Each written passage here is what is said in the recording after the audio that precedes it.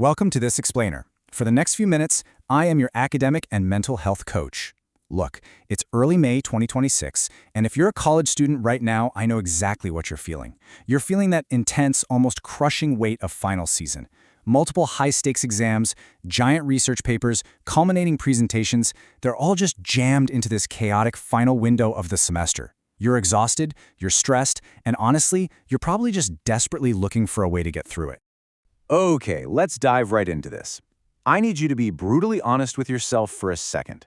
Are you falling into the trap of trading your much-needed rest for a toxic grind mindset? Like, are you sacrificing your sleep for a completely false sense of preparation? We've totally normalized the all-nighter as some sort of badge of honor in college culture. But today, we're going to look at the hard science of why that exact habit is actively sabotaging your grades. To fix this, we need a strict halftime locker room playbook. Here's our agenda for today. 1. The finals week reality. 2. The senior identity layer. 3. Surviving the effort trap. 4. The illusion of preparation. And finally, number 5, your performance playbook. This entire setup is designed to snap you out of counterproductive habits and protect your cognitive performance when you literally need it the most. Starting with Section 1, the finals week reality. Because to coach you effectively, I really need to meet you exactly where you are right now. And right now, you're running on empty. According to the massive 2024 to 2025 Healthy Mind study, which, by the way, surveyed over 84,000 students across 135 institutions, 32% of you are currently experiencing moderate to severe anxiety. That is nearly 1 in 3 students. If you're sitting in a library right now, feeling like your heart is racing and your chest is tight, I want you to realize your experience is entirely backed up by hard data. You are absolutely not the only one struggling. And that stress is highly localized. 31% of those tens of thousands of surveyed students actually name finals and midterms as a top 2 stressor in their entire lives. The stress you're feeling is widespread and it's severe. The academic system puts an immense amount of pressure on this tiny 2-week window, and let's face it, most students are trying to navigate it without adequate support. And that lack of support leads right into a vicious cycle. Notice how this compounds over just a few short nights. First, your academic stress disrupts your sleep onset. You know the drill. You lay in bed worrying about a test, so you just can't fall asleep. Then, because you got poor sleep, your baseline anxiety the very next day is artificially raised. That elevated anxiety then prevents you from getting deep restorative sleep the following night. The result? You walk into finals week already carrying a severe cognitive sleep debt. Your brain is compromised before you even flip over the first page of the exam. Section 2. The senior identity layer. Now, what's really interesting about this is how the pressure you feel shifts depending on what year you're in. So I want to take a moment and speak directly to the graduating seniors. For graduating students, finals anxiety is heavily compounded by identity and transition anxiety.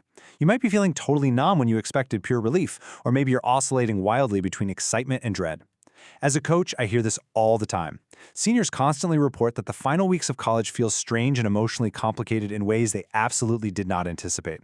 Listen to me, it is completely normal to grieve the end of college before it's even officially over. Because you aren't just finishing assignments, you're finishing a chapter. The emotional texture of late April and early May is incredibly distinct. The pressure is both immediate, like yes, you have to pass these classes, but it's also deeply symbolic. I want to actively push back against the pressure to perform the right emotions. Name this complexity. Give yourself some grace.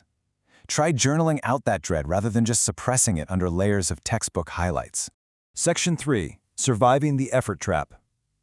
All right, whether you're a freshman or a senior, we have to tackle the behaviors that are actually hurting your grades. It's time for some tough love. We need to dismantle the illusion that more pain automatically equals better grades. Let's clearly define what we're dealing with here. The effort trap is the false belief that studying for longer hours automatically equals better outcomes, regardless of your cognitive impairment. Here is the absolutely crucial point. Pushing past the point of adequate preparation yields massive diminishing returns. Putting in more hours of studying while your brain is exhausted will actually result in a lower exam score than studying fewer hours but getting adequate sleep. It sounds counterintuitive, but it's true. Think about 2 different approaches a student might take. Student A studies for 6 hours and sleeps for 7. Student B grinds and studies for 10 hours, but only sleeps for 2. Now, college culture tells us to respect the sleep-deprived martyr, right? But science tells us the rested student, student A, will almost always outperform them. Why? Because student B has essentially destroyed the biological tool they need to actually take the test. And I can prove it with recent data. Look at the findings from a 2025 study published in the journal Frontiers in Sleep. Researchers found that sleep deprivation directly causes impaired attention, reduced executive function, an inability to hold information in working memory, and, this is a big one, an inability to block intrusive anxious thoughts. Seriously, think about that list for a second. Those are the exact cognitive functions you rely on to pass a high-stakes exam. The all-nighter is basically just self-sabotage fueled by energy drinks. It's a terrible strategy. Moving on to Section 4, the illusion of preparation. We need to introduce a really vital difference here, the difference between things that merely feel productive and things that actually build your competence. And this brilliantly illustrates that exact difference. There is a massive divide between anxiety management and actual preparation. A lot of the things you do during finals week just serve to reduce your anxiety in the moment. Rereading your notes passively, that's just comforting. It's anxiety management. Active recall and self-testing, now that is actual preparation. Highlighting without synthesis, anxiety management. Synthesizing and applying those concepts, preparation. And my absolute favorite one, staying at the library past midnight just because leaving feels like giving up, that is pure anxiety management. Going home and sleeping to consolidate your memory is actual scientific exam preparation. You have got to stop confusing the feeling of effort with the actual outcome of preparation. Remember this phrase: rest is not a reward, it is preparation. This is probably the most powerful cognitive reframe I can give you as a coach. Sleep is a non-negotiable cognitive tool. It is not some luxury that you only earn after you finish studying. Sleep is literally the biological time when your brain encodes all the information you just studied into your long-term memory. Without it, the studying was basically for nothing. Section 5, your performance playbook. So how do we actually put all this into practice? Right now, I'm going to give you some strict, research-backed behavioral boundaries for your final 48 hours of the semester. I want you to execute these 3 steps. Step 1, set a firm stop time for studying no matter what. Even when not everything feels perfectly done, stopping is often way more effective than continuing past the point of productive engagement. Step 2, treat food and movement as mandatory exam prep, not as breaks from your prep.